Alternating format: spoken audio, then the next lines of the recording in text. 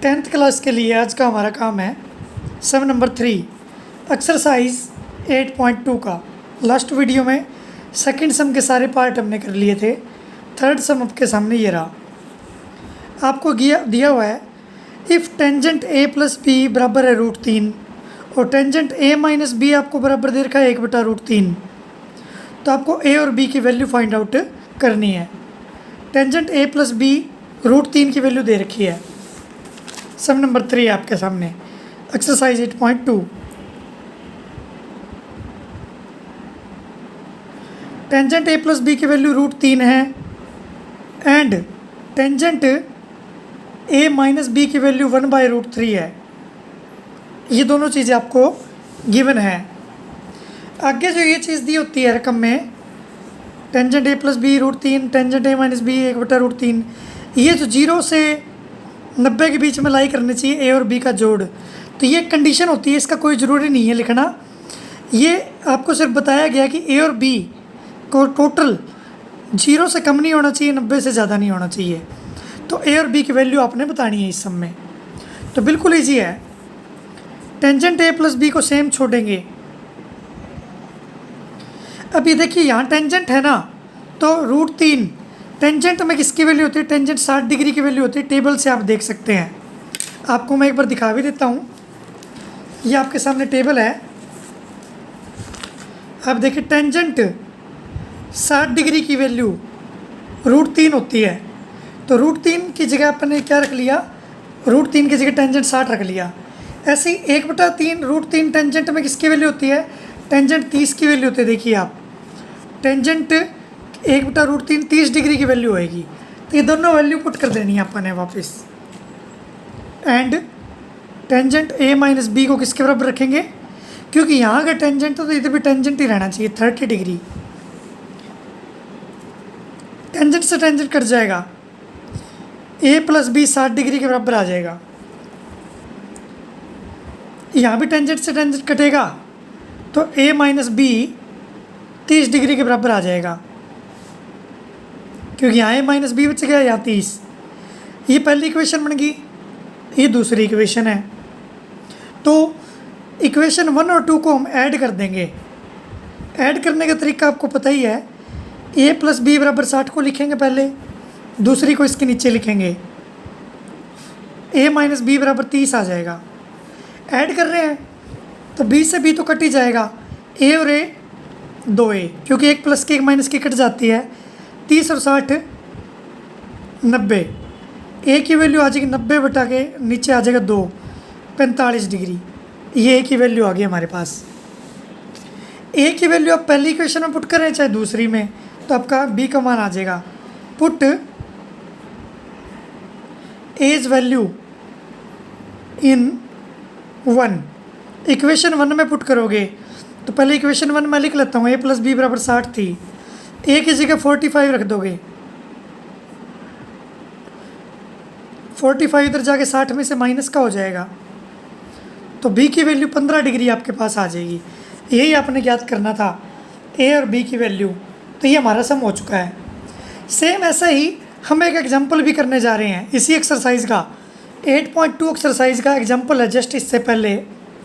तो आप देखेंगे आपके सामने एग्जाम्पल ये रहा। तो एग्जाम्पल नंबर 8 आपको करना है। सेम वैसे ही जैसे टेंजेंट वाला अभी भी किया है।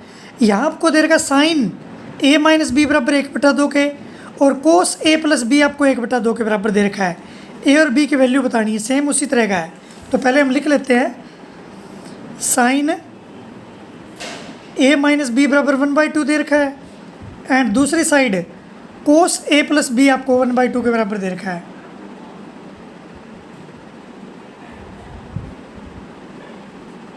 तो इन दोनों से फिर से आपको इन दोनों को सॉल्व करके ए और बी की वैल्यू निकालनी है। तो अगर यहाँ साइन है, जैसे पहले टेंजेंट था तो टेंजेंट में ये वैल्यू देखी थी। अब साइन ए माइनस बी को सेम छोड़ेंगे। साइन में 1/2 किसकी वैल्यू होती है? साइन 30 डिग्री की वैल्यू होती है। ऐसे ही कोस ए प्लस बी को सेम छोड़ेंगे। 1/2 कोस में किसकी वैल्यू होती है? क्योंकि यहाँ कोस है तो कोस में लिखना पड़ेगा ताकि कोस से कोस कट जाए। तो कोस में 1/2 कोस 60 डिग्री की वैल्यू होती है। साइन से साइन कट गया, कोस से कोस कट गया, इधर तो बचा a माइनस बी बराबर 30। ये फर्स्ट इक्वेशन बन गई। a प्लस बी बराबर 60, ये सेकंड इक्वेशन बन गई। फिर से हम 1 और 2 को ऐड कर देंगे, इक्वेशन 1 और 2 को ऐड करने पर ऐड करेंगे तो a माइनस बी बराबर 30 है, a प्लस बी बराबर 60 है। ऐड कर रहे हैं तो b से b फिर कट जाएगा, एक माइनस का एक प्लस का। a और a कितना हो जाएगा 2a, 60 और 30 कितने हो जाएंगे 90। a की वैल्यू आ जाएगी 90 के बाय में a2 चला जाएगा। फिर से पिछले सम की तरह a की वैल्यू 45 डिग्री आ गई। हम ये वैल्यू a वाली, a की जो वैल्यू आई वो इसमें भी पुट कर सकते हैं a की जगह, इसमें भी, तो किसी में भी आप रखिए। हम इक्वेशन 1 में पुट कर रहे हैं। Put as value in equation 1। Equation 1 आपके सामने ये रही, a माइनस बी बराबर 30, ये पहली इक्वेशन थी आपकी, ये रही। a की जगह आप क्या रखोगे, जो a की वैल्यू आई 45, b का b रखेंगे 30।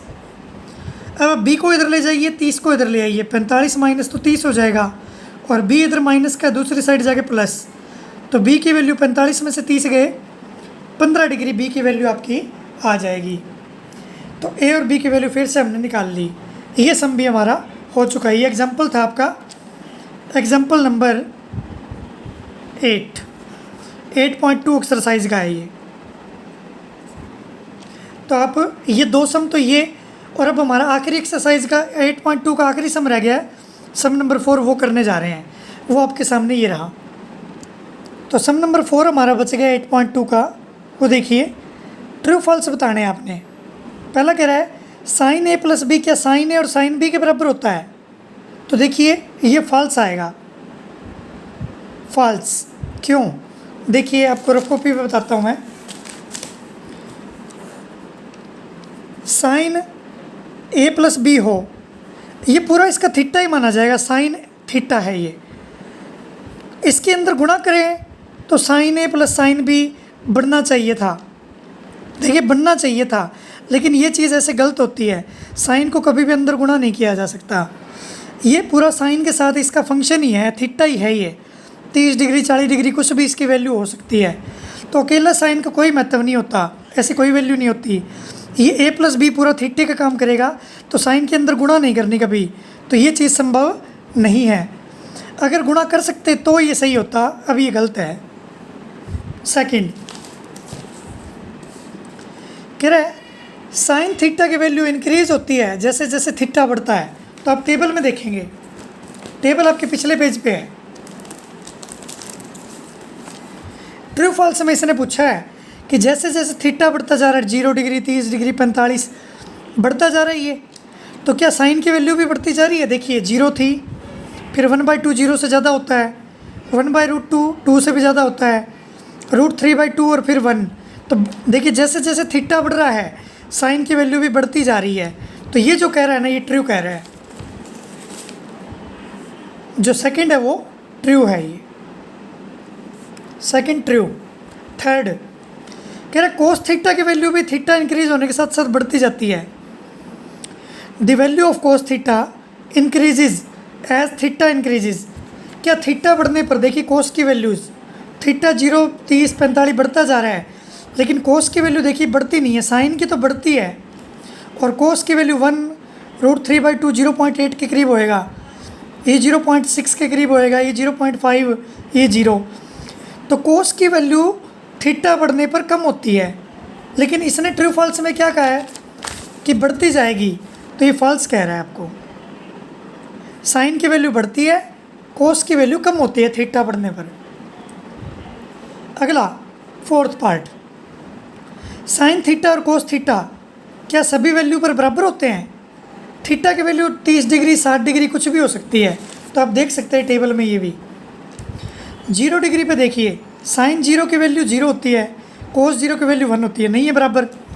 30 पे भी बराबर नहीं है, केवल 45 डिग्री पर दोनों की वैल्यू बराबर आती है, और किसी भी थीटा पर बराबर नहीं है। लेकिन इसने ट्रू फॉल्स में क्या कहा है कह रहा है कि साइन और थीटा और कोस थीटा हमेशा ही बराबर होते हैं, चाहे कितने डिग्री आ जाए, 30 आ जाए, 60 आ जाए, 90 आ जाए, लेकिन केवल एक ही चीज़ पे बराबर होंगी ये, जब थीटा की वैल्यू क्या ली जाएगी 45 डिग्री, ये लेंगे तो बराबर होंगी। तो ये फॉल्स कह रहा है, इसका आंसर आएगा फॉल्स, क्योंकि सभी वैल्यूओं पर बराबर नहीं होते थीटा की सभी वैल्यूज़ पर। पाँचवा, cot A is not defined for a 0 degree. कह रहा है जब ए की वैल्यू 0 डिग्री लेंगे, यानी कि कोट 0 डिग्री की वैल्यू क्या नॉट डिफाइंड आएगी? टेबल में देखते हैं, कोट 0 डिग्री की वैल्यू देखेंगे हम। टेबल आपके सामने ये रही, कोट 0 डिग्री की वैल्यू 0 है यहाँ पर, कोट 0 डिग्री की वैल्यू नॉट डिफाइंड है। इसने भी यही कहा है कि क्या कोट ए की वैल्यू 0 डिग्री के ऊपर नॉट डिफाइंड होती है? यस, तो ये क्या है? ट्रू। तो पहला फॉल्स, दूसरा ट्रू, तीसरा फॉल्स, चौथा फॉल्स, पांचवा ट्रू है। आई होप आपको समझ में आ गया होगा। तो 8.2 आज हमारी पूरी हो चुकी है। नेक्स्ट एक्सरसाइज हम नेक्स्ट वीडियो में शुरू करेंगे। Thank you all of you.